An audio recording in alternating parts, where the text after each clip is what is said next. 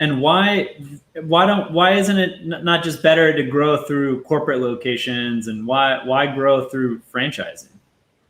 That was the second biggest mistake I ever made when I left Block and started Jackson Hewitt. After one season, we bought 6 offices. First season, we had 11 stores. Second season, we had 15. Third season, we had 22. Well, that's not bad to double in 3 years. That's not horrible.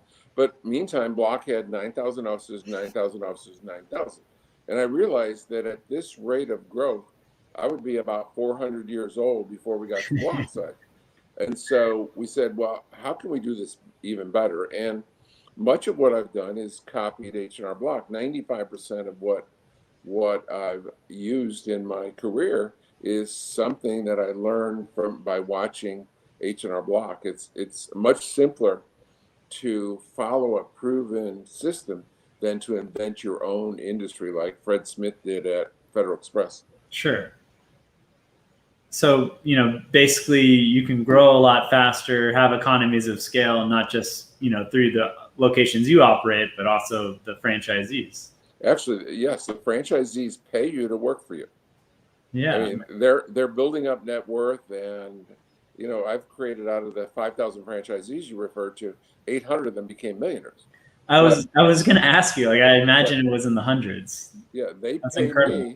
They pay me to work for me. Yeah. And how do you see? You mentioned a few brands: Jackson Hewitt, Liberty Tax Service, H&R Block. Many of those, you've been very, very involved with. What's the competitive landscape right now for tax in general in the United States?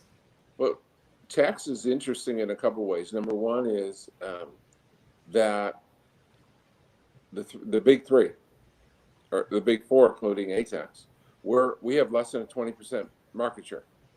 80% of this industry is dominated by mom and pops. And so there's a real opportunity to take market share from mom and pops. I think this is the way that explains it best. If Burger King gets next to McDonald's spends $30,000. They do a demographic study. Burger King doesn't spend anything. They get right next door to McDonald's. And when Burger King opens, McDonald's revenue doesn't go into the toilet. It continues to increase. They're the one of the fastest growing major brands over the last 10 years. So if Burger King isn't taking business from McDonald's, who are they taking business from? Mom and pops. And so I think when you think of it as a novice, you say, well, how are we going to compete with H&R Block? Well, actually, wherever there's an H&R Block, there are 6, 7, or 8 times as many customers that are going to a mom and pop. So we're really taking 80% of our customers from mom and pops. We're not taking them from Block. So you're looking to differentiate against the mom and pops, and H&R Block's there, but you're not as concerned with them. Exactly. If you could, Patrick, if you could compete with a competitor that does 11 million returns, or a competitor, or a bunch of mom and pops that do 80 million returns, who would you rather compete against? The 80 million, because that's a far bigger number, and we grab the lion's share of our business from mom and pops. What's a profile of the mom and pop? Is it someone that got a CPA, or what's the profile of someone you're competing with? No, there's no licensing requirement in 45 states. And so it's the biggest, most logical, likely mom and pop is someone that worked at H&R Block. Okay. And that left, and because they have 100,000 preparers a year, and they lose 20. I mean, they keep 80%, but that's 20,000, and some of them go out and compete with them. So, like myself, I was with Block for 12 years. Block has created most of their competition. Wow. And then so a prospective franchisee of, say, A-Tax or Ledgers, do they need to have experience in accounting? What are you looking for in a franchisee that you might award a license to? I think this scares people because when I say it, but it's the whole truth and nothing but the truth. You don't need to be experienced in taxes to to own a tax franchise. You don't need to be experienced in accounting. Just like I made the mistake of buying a gourmet restaurant, and I don't have the slightest idea how to cook. I never turned on my stove or the burners on top of my stove. So, but we teach you how to find tax preparers. We teach you how to find accountants. And we also have a system where you can send the work to us. You can offsite your work. So if you don't want to do the bookkeeping, if you don't want to do the tax, you can send it to us. So in all the industries we're in, whether it's dog grooming or elder care or inspection, home inspections or taxes, you don't need, it's a marketing business, and that's kind of a product or the result. So your marketing business that does elder care, your marketing business that does grooming of dogs, your market service that does tax return. It's so I would never discourage anyone from learning the industry and being backup. And your product better, you're going to sell it better. Maybe, not everyone. That's not even true. I mean, you would think that's true, but not necessarily. You need to know the sizzle for sure, right? And do you need to know how to cook the steak? You need to know how to sell the sizzle. Okay. And so we're looking for people that are marketing people rather than doers. And if you're a doer, those are the most likely people to make the mistake of not delegating. If you're a skilled tax preparer, you're too likely to sit in that chair where you could hire someone for $15 or $20 and no one's CEO of your business. We're looking for CEOs. I know it's very seasonal, but like, what's the employee structure look like at Ledgers, for example? Well, Ledgers, unlike ATAX is a direct competitor of H&R Block, lower income customers that 80% of the customers make under $60,000. And so it's almost exclusively just low end tax returns. And so pretty straightforward. Just like at the other competitors, 80% of the people only work during the tax season, and they are laid off on April 15th and then come back the next January. Ledgers is a year-round business with accounting, and most of our income at Ledgers is accounting and consulting versus tax returns. So our employees at Ledgers tend to work year-round. Okay. And how long, I guess a couple of questions. How much does it cost to open up a Ledgers, like the minimum and maximum about? Yeah, on average, all of our franchises are in the low investment. All 9 of our brands are in them. It costs about $70,000. Okay. All in. And are people financing it through like an SBA loan, or is it just all cash to open up? The industry, the franchising industry has changed over the last since the Great Recession in 2008. Sure. Where before then, people typically would finance it out of their the equity in their home. Since then, they convert their 401k or IRA and use those funds. So the biggest investment or more than 50% of people cash in their 401k. They don't need to cash it in because you can put the business into your roll it over. Right. Interesting. And for someone that's looking to open up a franchise in your portfolio, or say another franchise, like how long should it take to break even from the time you have your first customer? Like what's like a realistic expectation? Well, there's 3 kinds of franchisees, and it all breaks down to how much you're going to listen and follow the system. I'm not looking for the person that's most experienced, most educated, most intelligent. That doesn't matter. What matters is my job as a franchisor is to give you a proven system of business. And I've been doing that for 50 years, giving franchisees, this is the yellow brick road, get on the yellow brick road. And you would think that, Patrick, that everyone would do that. I mean, I've been doing this for 52 years. Most of our franchisees aren't even 35 years old. And they come in, and yet they know better. I don't know if you have children, but you've been a child at least. People don't follow the system. And I brought in 5,000 franchisees in my career. Not one has followed the system. Not one has listened. And it's not real complicated stuff. It's not difficult to understand.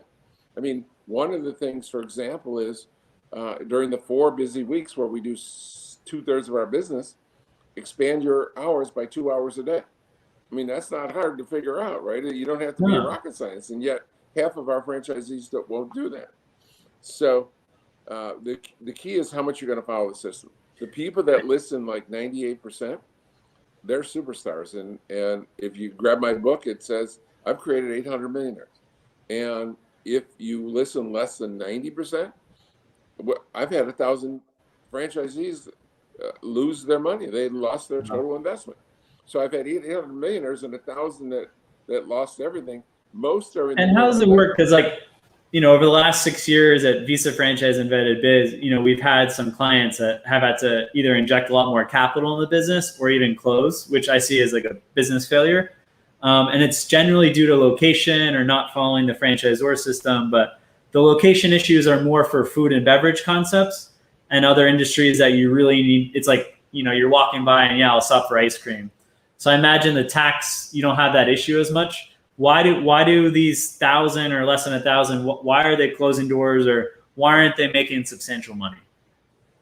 Well, let me talk about location. That it's so simple for me versus someone inventing a new restaurant, right? Sure. If you invent a new restaurant concept, how do you know where to open it? Well, we follow the Burger King model.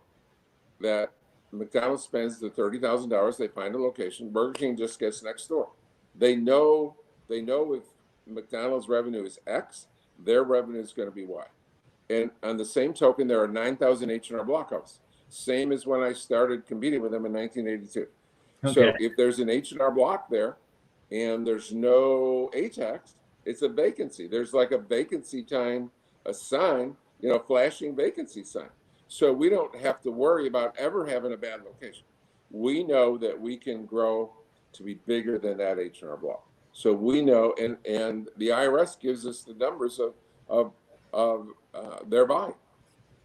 Yeah, so they're legally, as a tax preparer, it's all publicly available in terms of how many cases, and then you can just go on their site to see what they charge for a tax return. Well, you can't really do that, but okay. We get so much competitive information from customers, right? We see their customers, and so we know what they're charging. They don't advertise it, although I shouldn't say that. Over the last 3 years, they've become much more transparent.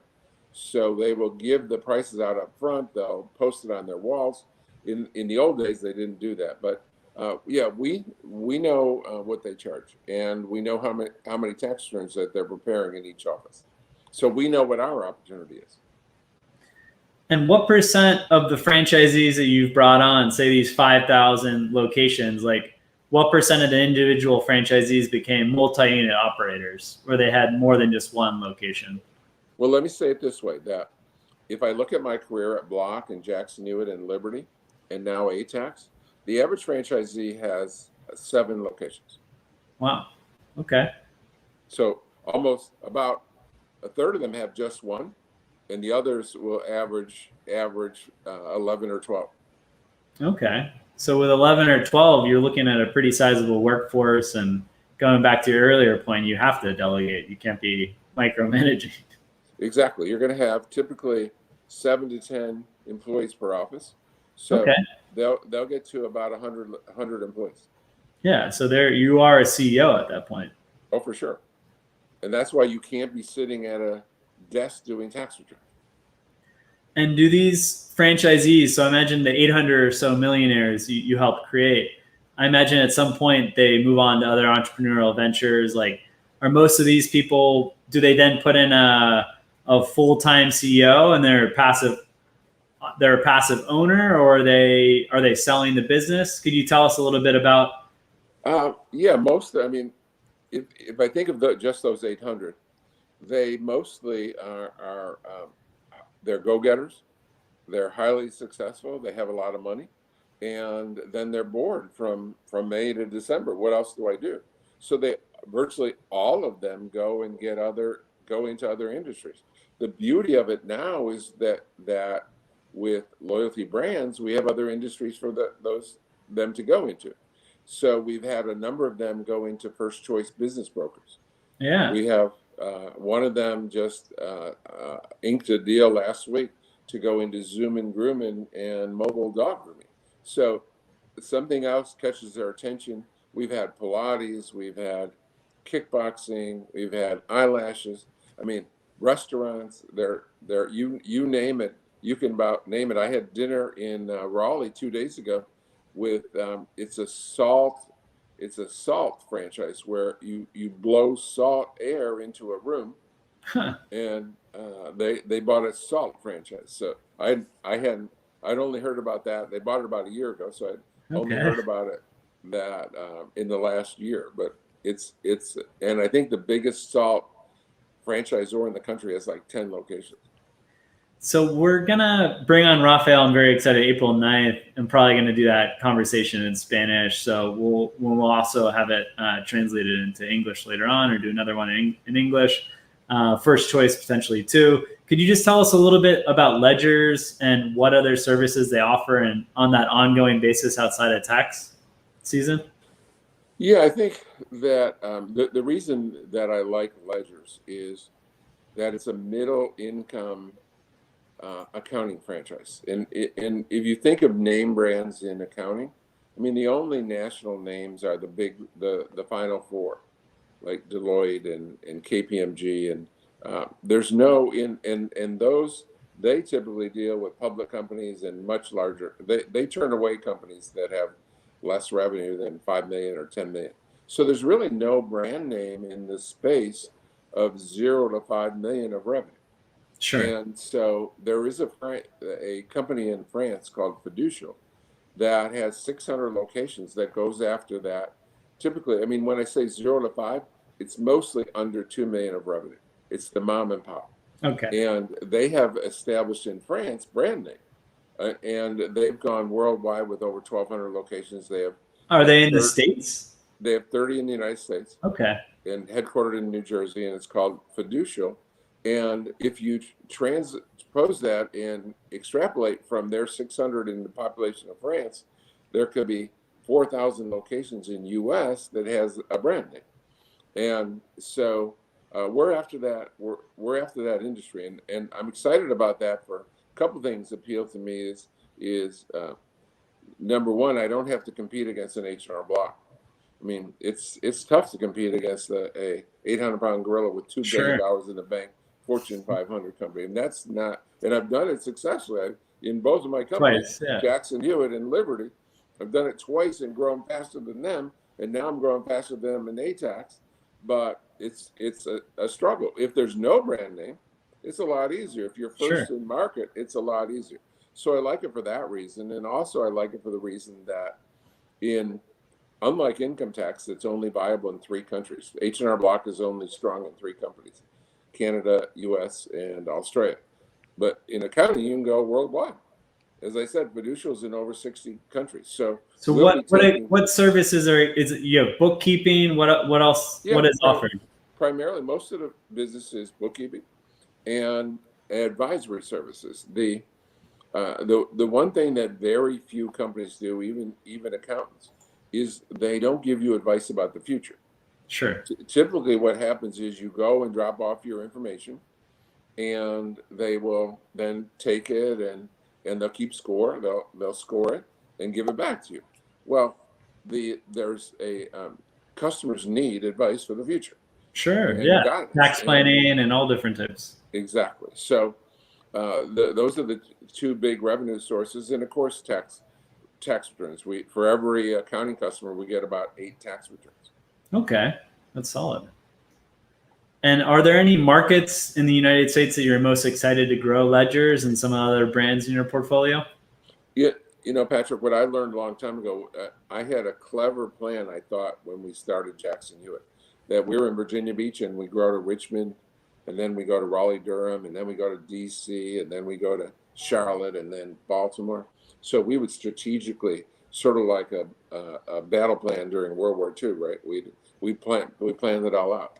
And then I had people inquire from areas outside that, and we we let them become a franchisee. What I learned is you can take a great franchisee and they can be the record setter for Jackson Hewitt was in Monroe, Louisiana, Oh, not wow. in New Orleans or Baton Rouge or in Monroe, Louisiana. We opened and did 1,000 returns in Rapid City, South Dakota, first time in the state. And the average back then was just 300 or 400 returns. She did 1,000 in Rapid City. No one had ever been in the state. You can take a great franchisee that follows the system, put them anywhere.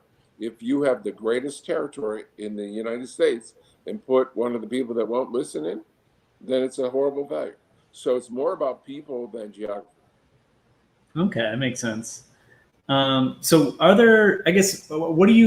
you ensure that you don't bring in the wrong franchisees that aren't going to follow your business model? Like, is there a process that you guys have in place on the recruitment side? Well, we made mistakes, right? And because everyone tells me they're going to listen to me 100%, right? No one leaves training and say, I'm not going to listen to that. So they're either fooling themselves or me or both. So it's hard to tell, but there is a process that they all meet me. I lecture them continuously. You got to follow the system. And then they have to attend a training for a week training before they get final approval. So if at any point in that training, they're acting rebellious or I'm not going to do that, then we will tell them, go away. When a franchisee fails, they can only blame themselves or me. And they always blame me first. I don't need that, right? So we try to weed them out because I don't need anyone telling me that I failed them because they don't follow the system. Well said. And then franchisees. So for most of your brands, you have an item 19. Those that aren't familiar, it's a disclosure of the financials. So only 3 of our brands are 2 years old or more. Okay. All the others are only a few months. So most do not. And then, so for someone that's trying to better understand the financials, is it best that they talk to the franchisees, or how can someone get comfortable with some of the brands, including ATAX and ledgers, from a financial perspective? Absolutely, we put them in touch with the franchisees, and that's an important part of the discovery process is talking to franchisees, because it doesn't matter what we say, it doesn't matter if we're happy. It only matters if the franchisees are happy. You know, one of the reasons I've been so successful as a franchisor is I believe that we need happy, successful franchisees. Most franchisors do not. Half of the franchisors in this country have less than 20 locations because they do not understand that it's not all about them. It's not about the franchisor. If you don't have happy, successful franchisees, you're going to die. For sure. And we see a lot of those smaller franchise systems, they're very concerned with like making a lot of their revenue from the franchise fee, where larger systems, it's coming from royalties and interests are more aligned, where, you know, you're getting franchisors getting paid if the franchisees do well. The franchisee has to make money and we have to make money, or it's not going to work. Okay. And then how do you handle like innovation and strategy? Is it all done internal? Do you take some feedback from franchisees? How do you guys adapt product across those brands? We do one thing that I think is extremely rare, that at our convention, which is 2.5 days, for 2 days, most of those 2 days are made up of breaking into groups and tell us how to improve. Tell us how to improve our advertising. Tell us how to improve our tax software. Tell us how to improve. And then we write every idea down. And then we meet with some franchise representatives, the executives of the company, and decide we're either going to not change it in the future, or change it not this year. And I'm happy to say that after doing this for 30 years, most of the time, more than half the time, we make the changes immediately. Solid. Because I know big picture. They know what the pulse of their customers are and the tools they need to do a better job for their customers. And so we change. We're the most innovative, and franchisees are far more innovative than corporate people, right? They're virtually everything that McDonald's have, from the Big Mac to the milkshakes to the special coffees to the breakfast to, I mean, all of that was invented by franchisees.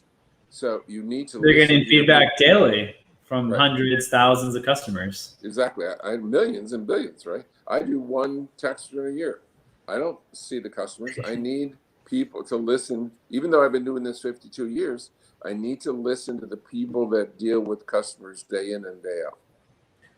How do you see this market developing, specifically business services tax during COVID and then after COVID? Well, I'll take you back to COVID is a novelty that hasn't been in any of our lifetimes. But if I take you back to 2008 and 2009, the worst recession before COVID, yeah, during those 2 years, the Great Recession, Starbucks closed 650 stores. Liberty Tax was the fastest growing chain of any in the country. We opened 650 new stores. Number one fastest growing chain, because during so in 2008, 2009, you guys opened. You say you had net positive 650 added offices, and because you don't need to buy a fancy cup of coffee during a recession. You don't need to, but you can't buy a car or a refrigerator or go on a vacation, but you have to file your taxes. Yes. So taxes is almost recession proof. Okay, well said. And how have your franchisees done during this pandemic? Have they about about the same in terms of sales, same store? Has it gone up, down? Last year, our offices were closed starting in March. Okay. In most of the country, we could not open. So we ended up doing a lot of it. We have app that you can do it online, send us the information and do it. So we had a slight decrease in 2021. This year, we're headed for a nice increase because all of our offices are open. And so I could see how Ledgers is, really well set up in the future, being like the trusted advisor of these small businesses. But for the tax prep side, I mean, there's a lot of technology players that you can do different things online. How do you guys see competing with that, and how do you see the future dynamic? Yeah, a lot of people think that online filing is going to put the taxpayers out of business and the accountants out of business. But from 2005 until last year, the percentage of people that pay to prepare was about flat. It actually in 16 years it went from 60% paying a preparer down to 58%. And based on the fact that the number of people that file a tax return every year goes up by a couple percent, actually every year, on average, more people are paying a preparer. Okay. And people think that the young people are, if you haven't been in the industry, it seems logical. The young people, they know computers, they do everything on their phone. They're going to do their own tax return. Well, what we've learned over the last since the internet over the last 30 years is that they do games on their phone, and TikTok and Facebook and Twitter, and so they're not doing work on their phone. They're playing games on their phone. So the same percentage of 18-year-olds come and pay a prepare today as 20 years ago or 30 years ago. Wow. Okay. And so I mean, the technology has been there for like what, the last 15 to 20 years, and you don't see that changing much. Nope. Why would someone want to file online instead of meeting with what's like the what do they tell folks and why they should go to an ATAX or a Ledgers to do the tax? Well, there's several reasons. There's several reasons, right? Number one is people are afraid of the IRS. I've had tens of thousands of people say to me, "John, I'm afraid of the IRS." And we have customers that have done their own return, bring it in for us to do it and sign it because they're afraid of the IRS. So one is fear, and I say thank you. The IRS is about the scariest organization in the country. In fact, no human beings ever told me they were afraid of the FBI or CIA, but tens of thousands have told me I'm afraid of the IRS. So one is fear of the IRS. Then there's change, right? You get married, you get divorced, you have a child, your child goes into the military, you have a capital gain, you buy a home, and that changes your tax situation. And so change drives people to prepare. So it's fear of the IRS and change and a general change in society. You've said a couple times about service businesses. There was no such thing as back when I was starting in taxes, Molly Maid, or now there's 20 different franchisor and maid services. There's pool cleaning franchises. There's mosquito yard franchises. There's landscaping franchises. We service industries is the only part of the virtually the only part of our economy that's grown over the last 25 years. Manufacturing, do other things. agricultural, it's a lot less percentage. Right. And when I was a kid, you're young. How many times when you were in high school did you eat out each week? I would eat out probably at least 2 nights a week. Yeah. Well, when I was a child, we didn't eat out more than twice a year. Wow. Yeah, it was a luxury. Even there was no such thing as McDonald's. I was in college before I saw the first McDonald's. Wow. And back then they had signs, Patrick, that said, "Oh, we sold 830,000 burgers," right? Now it's 800 billion burgers, maybe, but it was so our as a society, we want more and more services, so that drives people to prepare. I'm don't have time to do it. There used to be a 1040 EZ, and they don't have that now, and it ended about 3 years ago. But in the form was 1 page, and you had to be single, you had to not have moved, and it said there was 27 pages of instructions, and it said in the instructions it's going to take the average person 2 hours to do this return. And the beauty of our industry is it changes every year. In 52 years, it's changed every year, and massive changes for last year with COVID, and the Democrats are going to change it again. So whenever there's change, there's opportunities that elevates you guys as a trusted advisor. Exactly. Well said. So you've alluded, kind of the past 20, 30 years. What do you see? How do you see future changes for the next 10, 20 years in the service industry and the needs to, provide an offering for that? We're going to have more services for sure. I mean, I love our elder care business. Still for the night, 10,000 people a day are turning 65. That's just a growing industry. I love our Hispanic businesses that they're gonna grow by. They've been growing by 6 or 7%. The Hispanic population and Hispanic purchasing gross national product, right? Gross national product. If you took the Hispanic spending out in this country, it would be the 8th largest country in the world in terms of Hispanic, and it's bigger than any other country for Spanish speaking individuals. So I love. We look for industries where there's going to be growth, and there's going to be growth in senior care. There's growth in pandemic. It's horrible, but it helped us in some ways. For example, more people bought pets. So about 8% more people bought a dog during when they were at home with because of COVID, and so the grooming business is expanding. I mean, we don't have not one of our locations has less than a 1 month wait to get on a waiting list to get the dog groomed. It's wild. So that business is growing. Elder care is growing. Hispanic business is growing. And that's what we're looking for. Industries where that are hot. Yeah, and you can ride the wave. Exactly. Well said. And for next 8 years, 10,000 people a day are going to turn 65, and then they're going to turn 70, and most of them will make it to 70 and 75. And when you look at the franchises in terms of like investment amount compared to sales, you have food and beverage where you invest 200K. The sales are averaging only 200K, but senior care should be 3, 4, or 5x. What the invested capital is in terms of sales. Our people that buy out of the 5,000 people that bought franchise from me, they're looking for at least double-digit return. I mean, right, 10x or 20x. Yeah. Yeah, and it's definitely It seems like it's much faster return on investment with a lot of these service industry brands compared to food and beverage and some other industries. Yeah, if you buy a Dunkin' Donuts, you have to buy a minimum of 3. It's like a $2.5 million investment.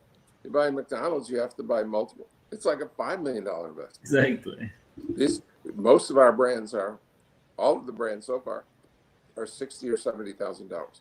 So I like these brands because I'm into changing people's lives. That drives me. That's the reason I continue to work. And it's if you're investing $3 million to buy Dunkin' Donuts, you're already a millionaire, multi-millionaire, right? But how are you as John really going to help them and change their life? Exactly. It's not exciting to change someone that has 10 million to 12 million. Right? That's not exciting. But if I can take someone that has a net worth of 100,000 and make them a millionaire, that's life changing. And so I've changed thousands of people's lives. Yeah, I imagine the thanks you get from a tax return is a little different than the thanks you get when you turn someone a millionaire. Yeah, it's a little bit more enthusiastic. Cool, John. Well, do you have any concluding thoughts? I really appreciated having you on. It was wonderful. It was a wonderful 45 minutes or however long we've been talking. But my thought is find something you'd like to do, work hard, persevere. Awesome. Really appreciate the advice. And for any of those, I think we had like 70 or so people register for this, and a few others that want to have a one-on-one call with members of your team from Legacy Brands. So for anyone that's here right now, you can still fill out a form to have a one-on-one call and explore a couple of the brands like Ledgers, ATAX, as well as First Choice Business Brokers. So yeah, appreciate John, and thanks everyone else who joined today. Thank you, Patrick. Have a great day.